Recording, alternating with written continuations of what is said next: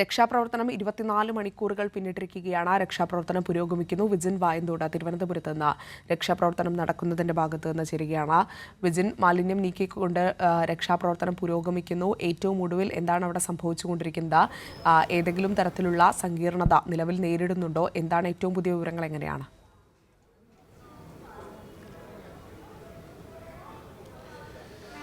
അഞ്ജന, ഏതായാലും ഒരു ദിവസം പിന്നിട്ടിരിക്കുന്നു രക്ഷാപ്രവർത്തനം എന്നുള്ളതാണ് പ്രധാനപ്പെട്ട കാര്യം. ഇപ്പോൾ വീണ്ടും സ്കൂബ സംഘം അകത്തേക്ക് കയറാൻ ഉള്ള തയ്യാറെടുപ്പിലാണ്. 4 പേരടങ്ങുന്ന സംഘമായിരുന്നു നേരത്തെ അതിനകത്ത് കയറി പരിശോധനയ്ക്കായി പോയിരുന്നത്. 2 പേർ തിരികെ എത്തി. വീണ്ടും അവരുമായി ആലോചിച്ച ശേഷമാണ് പുതിയൊരാൾ കൂടി അങ്ങോട്ട് പുറപ്പെടാൻ പോകുന്നത്. ആ ദൃശ്യങ്ങളാണ് നമ്മളിപ്പോൾ കാണുന്നത്. നിരന്തരമായ ഒരു പരിശോധന തന്നെയാണ് സ്കൂബ ടീമിൻ്റെ ഭാഗത്തുനിന്നും അതുപോലെ തന്നെ NDRF സംഘത്തിൻ്റെ ഭാഗത്തുനിന്നും നിലവിൽ നടന്നുകൊണ്ടിരിക്കുന്നത്. ആ ശ്രമങ്ങൾ പക്ഷേ ഒന്നും വിജയിക്കുന്നില്ല എന്നുള്ളതാണ്. നമുക്ക് അതിന് തൊട്ടടുത്ത് തന്നെ കാണാം മാലിന്യ കുപ്പികളും ഒപ്പം തന്നെ പ്ലാസ്റ്റിക് നിറഞ്ഞ മാലിന്യങ്ങളും ഒക്കെ കിടക്കുന്നത്. ഇതുപോലെ ഇതിനേക്കാൾ കട്ടിപ്പിടിച്ച മാലിന്യങ്ങളാണ് അകത്ത് ഉള്ളത്. അതുകൊണ്ട് തന്നെ വലിയ ദുഷ്കരമായ നിലയിൽ തന്നെയാണ് രക്ഷാപ്രവർത്തനം പുരോഗമിക്കുന്നത് എന്ന് പറയാം. നേരത്തെ കെ പത്മകുമാർ ഒക്കെ സൂചിപ്പിച്ചതുപോലെ ഈ ഇതുവരെ ഒരുപക്ഷെ മറ്റ് പ്രദേശങ്ങളിൽ മറ്റ് സംഭവങ്ങളിലൊന്നും കണ്ടിട്ടില്ലാത്ത രീതിയിലുള്ള ഒരു കടുത്ത പ്രതിസന്ധി തന്നെയാണ് നിലവിൽ ഇവിടെ നേരിട്ടുകൊണ്ടിരിക്കുന്നത്. അതിന് ഏറ്റവും പ്രധാനമായ കാരണമെന്ന് പറയുന്നത് ഈ 4 പ്ലാറ്റ്ഫോമുകൾ ഇടയിലൂടെയാണ് നിലവിൽ ഈ ടണൽ ഒഴുകിക്കൊണ്ടിരിക്കുന്നത്. ആ ടണലാണ് പൂർണ്ണമായും നിറഞ്ഞ നിലയിൽ ഈ മാലിന്യങ്ങൾ കട്ടി പാറ പോലെ ഇരിക്കുന്നത് എന്നുള്ളതാണ് സ്കൂബ സംഘവും NDRF സംഘവും ഒക്കെ അകത്ത് കയറിയവരുമൊക്കെ പറയുന്നത്. അതുകൊണ്ട് തന്നെ വലിയ ദുഷ്കരമായ നിലയിലുള്ള രക്ഷാപ്രവർത്തനമാണ് ഓരോ ഘട്ടത്തിലും നടന്നുകൊണ്ടിരിക്കുന്നത്. നമുക്ക് ദൃശ്യങ്ങളിൽ കാണാം. അവർ ഓരോ ഘട്ടം കഴിയുമ്പോഴും അകത്തേക്ക് പോവുകയും ടോർച്ചൊക്കെ ഉപയോഗപ്പെടുത്തിയിട്ടാണ് ടോർച്ചൊക്കെ അടിച്ച് പരിശോധന നടത്തുകയാണ്. 2 പേർ ഇപ്പോഴും അതിനകത്താണ് ഉള്ളത്. 4 പേരടങ്ങുന്ന സംഘത്തിൽ 2 പേർ തിരികെ എത്തിയിരുന്നു.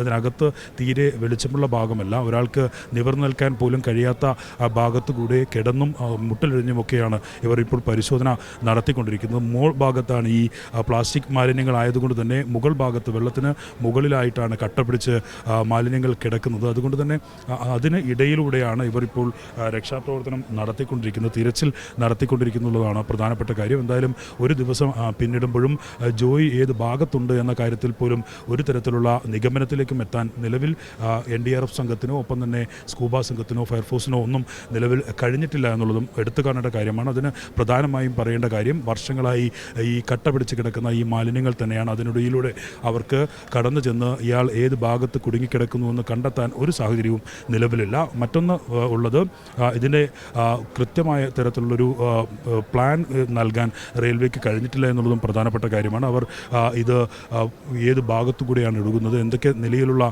അവസ്ഥയിലാണ് നിലവിൽ ഈ ടണൽ ഉള്ളത് എന്ന കാര്യത്തിലൊന്നും ഒരു വ്യക്തമായ വിശദീകരണം റെയിൽവേയുടെ ഭാഗത്ത് നിലവിലുണ്ടായിട്ടുമില്ല. നേരത്തെ പറഞ്ഞിരുന്നത് ഈ മാൻഹോളുകൾക്കടുത്ത് കമ്പിവേലികൾ ഉണ്ട് എന്നായിരുന്നു. പക്ഷേ ആ നിലവിൽ ഇന്ന് രാവിലത്തെ അവലോകന യോഗത്തിൽ റെയിൽവേ ഉദ്യോഗസ്ഥരും ഉൾപ്പെടെ പറഞ്ഞത് സ്കൂബ സംഘവും അതുപോലെ തന്നെ അകത്ത് NDRF സംഘവും ഒക്കെ പരിശോധന നടത്തിയ ഘട്ടത്തിൽ കാണാൻ കഴിഞ്ഞത് മാലിന്യം കൂമ്പാരമായി കൂടിയതുകൊണ്ട് തന്നെ ഈ അത്തരത്തിലുള്ള കമ്പിവേലികളെല്ലാം ദ്രവിച്ചു കഴിഞ്ഞിട്ടുണ്ട്. അതുകൊണ്ട് തന്നെ ഇന്നലെ രാവിലെ ഏതെങ്കിലും തരത്തിൽ മഴയായതുകൊണ്ട് തന്നെ ശക്തമായ വെള്ളത്തിൻ്റെ ഒഴുക്കുണ്ടായിട്ടുണ്ടെങ്കിൽ മറ്റേതെങ്കിലും ഭാഗത്തേക്ക് അതുവഴി കടന്നു പോകാനുള്ള സാധ്യതയുണ്ടോ എന്നത് പരിശോധിക്കാൻ ഉള്ള ഒരു നീക്കത്തിലേക്ക് കടക്കാനാണ് ഇപ്പോൾ തീരുമാനിച്ചിരിക്കുന്നത്. അതാണ് നമ്മൾ നേരത്തെയൊക്കെ സൂചിപ്പിച്ചതുപോലെ 3-നും 5-നും ഇടയിലുള്ള 2 ഈ മാൻഹോളുകൾ കൂടി പരിശോധിക്കാനുള്ള ഒരു നടപടികളിലേക്ക് കൂടി കടക്കാം എന്ന ഒരു തീരുമാനത്തിലേക്ക് എത്തിയിട്ടുള്ളത്. എല്ലാ വഴികളും പരിശോധിച്ച് അത്തരത്തിലുള്ള ഒരു ജോയിക്കായുള്ള പരിശോധന തുടരാൻ, രക്ഷാപ്രവർത്തനം തുടരാൻ തന്നെയാണ് ഈ നടപടികൾ ഇപ്പോൾ സ്വീകരിച്ചിട്ടുള്ളത്. അതുമായി ബന്ധപ്പെട്ട ആലോചനയാണ് നടക്കുന്നത്. അതുകൊണ്ട് തന്നെയാണ് പത്തനംതിട്ടയിൽ നിന്ന് തിരുവല്ലയിൽ നിന്നുള്ള പുതിയ ഒരു സ്കൂബ സംഘത്തെ കൂടി ഇങ്ങോട്ട് എത്തിക്കാനുള്ള തീരുമാനം നിലവിൽ യോഗത്തിൽ കൈക്കൊണ്ടിട്ടുള്ളത്. അവർ കൂടി എത്തുന്നതോടുകൂടി 2 ഭാഗങ്ങളിലായി തിരിഞ്ഞ് കൂടുതൽ പരിശോധന നടത്താനാണ് നീക്കം നടക്കുന്നത്. എന്തായാലും ഈ ഒരു ദിവസം പിന്നിട്ടതുകൊണ്ട് തന്നെ ഏതെങ്കിലും നിലയിൽ ഈ വിഷവസ്തുക്കൾ ഒക്കെയാണ് ഇതിനകത്ത് അടിഞ്ഞുകൂടിയിട്ടുള്ളത്. അതുകൊണ്ട് തന്നെ ജീവനോടെ ഇനി ഈ ജോയിയെ രക്ഷിക്കാൻ കഴിയുമോ എന്ന കാര്യത്തിലുള്ള ആശങ്കയും അതും തുടരുകയാണ്. അതുകൊണ്ട് തന്നെ എത്രയും പെട്ടെന്ന് ജോയി ഏത് ഭാഗത്തുണ്ട് എന്ന് കണ്ടെത്താനുള്ള നീക്കമാണ് നിലവിൽ ഈ സ്കൂബ സംഘത്തിൻ്റെ ഭാഗത്തുനിന്ന് നടക്കുന്നത്. നമ്മൾ ദൃശ്യങ്ങളിലൊക്കെ കാണുന്നത് പോലെ ഏറെ ദുഷ്കരമായി സമയമെടുത്ത് ചെയ്യേണ്ട ജോലിയാണ്. അതുകൊണ്ട് തന്നെ ഇവരുടെ ജീവനും അപകടം സംഭവിക്കാനുള്ള സാധ്യതയുണ്ട്. ഞാൻ നേരത്തെ സൂചിപ്പിച്ചതുപോലെ ഈ വിഷവാതകവും ഇപ്പോൾ ഇത്തരത്തിലുള്ള മാലിന്യങ്ങൾ ഒക്കെ ആയതുകൊണ്ട് തന്നെ അവരുടെ ജീവൻ കൂടി സംരക്ഷിച്ചുകൊണ്ടുള്ള ഒരു നീക്കമാണ് നടത്തുന്നത്. അതിന് ആരോഗ്യവകുപ്പ് ഉടനടി ഇവർക്ക് എന്തെങ്കിലും തരത്തിലുള്ള ശാരീരിക ബുദ്ധിമുട്ടുകൾ ഉണ്ടായാൽ ഉടനടി നടപടി സ്വീകരിക്കാനുള്ള എല്ലാ തരത്തിലുള്ള ഒരുക്കങ്ങളും ക്രമീകരണങ്ങളും നടത്തിയിട്ടുമുണ്ട്. അതിന് ആരോഗ്യമന്ത്രി വീണ ജോർജ് തന്നെ നിർദ്ദേശവും നൽകി. ഒപ്പം തന്നെ ഇവിടെ മാധ്യമപ്രവർത്തകർക്കും ഇവിടെ ഈ രക്ഷാദൗത്യത്തിൽ പങ്കെടുക്കുന്ന മറ്റുള്ളവർക്കും ഒക്കെ ആരോഗ്യപരമായ എന്തെങ്കിലും തരത്തിലുള്ള ബുദ്ധിമുട്ടുകൾ ഉണ്ടായാൽ അതിനുള്ള സംവിധാനവും ആരോഗ്യവകുപ്പ് തന്നെ റെയിൽവേ പ്ലാറ്റ്ഫോമിൽ തന്നെ ഒരുക്കിയിട്ടുണ്ട്.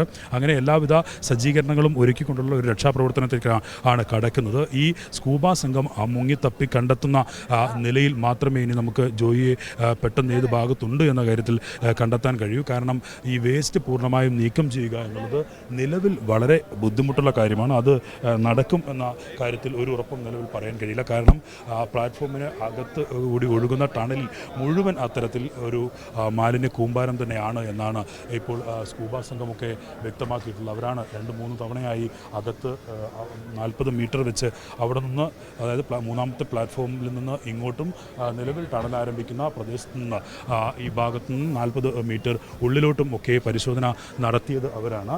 അപ്പോൾ അതുമായി ബന്ധപ്പെട്ട് അവർക്ക് വ്യക്തമാക്കാൻ കഴിഞ്ഞതും ഇതുതന്നെയാണ്. അവരാണ് പറഞ്ഞത് കമ്പിവേലികൾ ദ്രവിച്ചിട്ടുണ്ടെന്നും കൂടുതൽ ദൂരത്തിലേക്ക് പോകാൻ അതിസാഹസികമായ ദൗത്യമായിരിക്കും എന്നുമൊക്കെ പറഞ്ഞതും അതുകൊണ്ട് തന്നെയാണ്. എന്തായാലും ഈ മന്ത്രിമാർ ഉൾപ്പെടെയുള്ളവർ, MLA ഉൾപ്പെടെയുള്ളവരൊക്കെ ഇവിടെ കേന്ദ്രീകരിച്ച് ഇതുമായി ബന്ധപ്പെട്ട രക്ഷാപ്രവർത്തനങ്ങൾ വിലയിരുത്തുന്നുണ്ട്. പക്ഷേ ഇവർ നൽകുന്ന കൃത്യമായ വിവരങ്ങളുടെ അടിസ്ഥാനത്തിൽ മാത്രമേ നിലവിൽ മുന്നോട്ട് പോകാൻ കഴിയൂ. ഉള്ളിലുള്ള മാലിന്യങ്ങൾ പൂർണ്ണമായി നീക്കുക എന്നുള്ളത് അത് അത്ര പ്രായോഗികമായ കാര്യമല്ല. നിലവിലുള്ള അവസ്ഥയിൽ ദിവസങ്ങളെടുത്ത് ചെയ്തു തീർക്കേണ്ട കാര്യമാണ്. അതുകൊണ്ട് തന്നെ ഏത് രീതിയിൽ ഇനി ഇത് മുന്നോട്ട് കൊണ്ടുപോകും എന്ന് ചോദിച്ചാൽ അത് ഈ സ്കൂബ സംഘത്തിൻ്റെ തിരച്ചിൽ മാത്രമായിരിക്കും ജോയിയെ കണ്ടെത്താനുള്ള ഏക പോംവഴി എന്ന് നിലവിൽ നമുക്ക് മനസ്സിലാക്കാൻ കഴിയും. മഞ്ജന.